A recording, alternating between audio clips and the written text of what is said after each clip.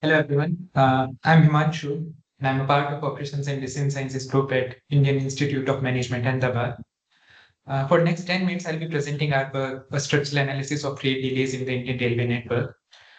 This is a joint work with Professor Kashish Arora from CUHK Business School, Professor Nilin Soni from University of Buffalo, and Raja Gopalakrishnan from Indian Railways. So railways play an important role in the global freight transportation market, and particularly talking about inland freight transportation market, the modal share of railways currently stands at around 43%. Moreover, railways offer a unique advantage of being both energy efficient and cost effective, particularly for transporting freight for long distances. But despite these obvious advantages that railways offer, we are witnessing a continuous decline in railway share in inland freight transportation market. And one of the primary factors responsible for this declining market share is the low speed of freight trains. An often cited factor contributing to the low speed of freight train is that these freight trains share infrastructure with passenger train. And as passenger trains are given priority for the movement purposes, freight trains are stopped frequently. And these frequent stops lead to occasional delays as well. Now imagine the impact of these delays at an extensive scale of Indian Railways.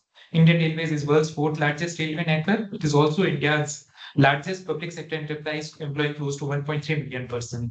But on the similar lines with the global trend, we observe a decline in railway share in Indian freight market as well. At the same time, the average speed of freight trains has remained constant at around 25 km per hour for past few decades.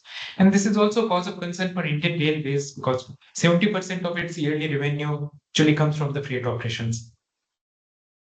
So Indian Railways serve both passenger and freight trains through the same network, but the key operational difference between these two types of services is that while passenger trains are scheduled movement, freight trains do not have a predefined schedule.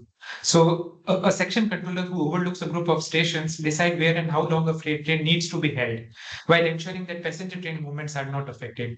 And that makes the role of section controller very important in Indian Railway setting. So with that in mind, the goals of this studies are twofold. First, we want to understand how controllers make decisions for freight trains, and second, we want to study the counterfactual with the aim of improving the average freight train speed through the Indian railway network. So before proceeding further, let me formally define the decision involved for the freight trains. So at any given point of time, a freight train can be either moving or dwelling at a station. So for the moving train, section controller decides whether it should be stopped at next station or not. For the dwelling trains, the section controller decides whether it should be released in the next minute or not. So in a way, both of these decisions are binary in nature. Now, we use two different data sources for this study. First, we obtained the train movement data for one of the division from Indian Railways, which has 73 stations, and the data corresponds to a period of 12 months, spanning from September 21 to August 22. And it has minute level details of arrival and departure time for all the trains. And this data also has freight train level attributes such as whether the train was loaded or empty and kind of wagon it was carrying. Secondly, we obtained the network characteristics data such as station and block section level details. And using both of these data sets, we construct a minute by minute snapshot of network congestion, which we use further to analyze the section controller's decision. I'll explain the utility function of the controller for hold release model. The similar convention follows for the stop pass through. So when a controller makes a decision for a freight train I dwelling at station S at time T, her utility mainly depends on the following vectors. First one is network congestion vector. It's a vector of 10 variables that we construct using different attributes such as part of the network that is congested, the direction that is congested, and the kind of train that is causing that congestion. Then we have station level characteristics. It's a vector of 7 variable. Then we have focal train characteristics, a vector of 5 variable. We also have time fixed effects. And then we have one term for unobservables in our utility specification. I'll talk about the unobservables and endogeneity concerns later in the presentation. And at the end, we have an error term which we assume to be IID and couple distributed. Similarly, we have a utility specification for stop pass-through decision as well. Now, there are two key challenges to the causal inference in our setting. The first one is that section controller's decision may be spatially dependent. And what I mean by that is that decisions that are made at the neighboring stations may be correlated. So in order to control for this spatial correlation, we use the popular approach proposed by Bhatt and Senner. And second, there are few unobservables which makes freight train congestion variables endogenous. Two of them are crew change point and schedule maintenance time period. So if you are not correcting for the endogeneity that might arise because of these unobservable, it might lead to the biased estimates. And in order to deal with that endogeneity, we use network instruments. And the idea behind network instruments is that we use especially lag station characteristics as an instrument for the endogenous freight train congestion variable, because these serve as valid instrument because they fulfill the necessary requirement of both relevance and exclusion. Now, in the slide in the bottom, we show the likelihood function that we use for the estimation. Now, coming to the results, first thing we observed is that passenger trains actually get priority for the clearance and cause the freight train hold. We also find that freight trains are held not only when there are passenger trains on the focal station, but also when section controller is anticipating an incoming passenger train from the previous part of the network.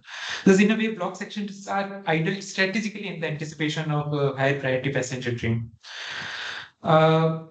Second, we observe some sort of first come, first served nature of the freight train queue. So if there is an increase in the freight train in the next part of the network, it increases the holding probability for the focal train at the focal station.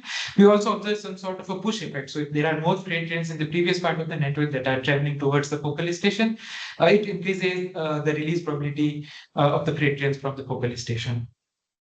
Now we observe that section controllers strategically hold freight trains at the stations with higher capacity. For example, stations which are either junction or the stations with have high number of tracks available to hold these freight trains.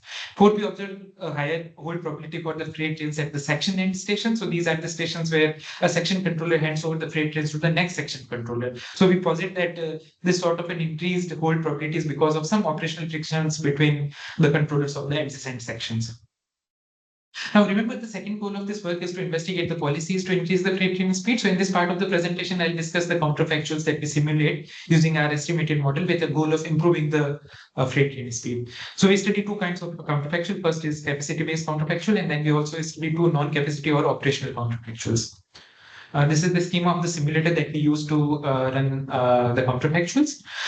So in the first counterfactual that we are calling as freight only corridor, it's a capacity counterfactual. Here we analyze the impact of dedicated infrastructure for freight trains. So these corridors, freight only corridors, these are the exclusive corridors that are reserved for only freight train movements. And they are supposed to increase the freight train speed as there won't be any interference from the passenger train on these corridors.